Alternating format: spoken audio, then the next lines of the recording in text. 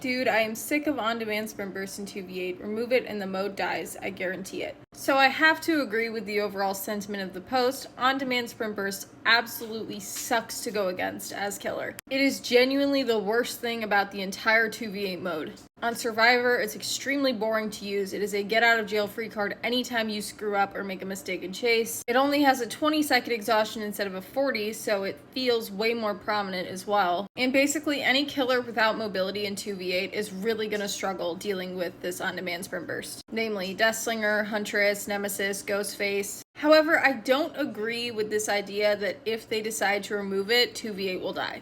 You know why? Because for the first several versions of 2v8, Sprint Burst in the Escapist class was not on a button. I want to say for the first 2 or 3 iterations of 2v8, it was just like normal Sprint Burst in the regular mode, but with the exhaustion being 20 seconds. Basically, it activated when you started running, you immediately got exhausted, and then you waited the 20 seconds before you could use it again. And then they just decided to change it. Because before that, the Sprint Burst was passive, and the active ability for the Escapist was the Quick and Quiet. But then they decided to just put Sprint Burst on the button with Quick and Quiet. So we went multiple versions of 2v8 without Sprint Burst being on a button, and I don't recall anybody asking for it to be put on a button. It was just a change the devs decided to make. I don't know what the reason for that is. I think it was a terrible idea. I think it's still a terrible idea, and I don't know why it's still in the game. I think both the Escapist class and the Survivor role as a whole will be fine if they change the Sprint Burst alone back to what it used to be. Just make it activate anytime they start running and they are not exhausted. Just like normal Sprint Burst, but with a 20-second exhaustion instead.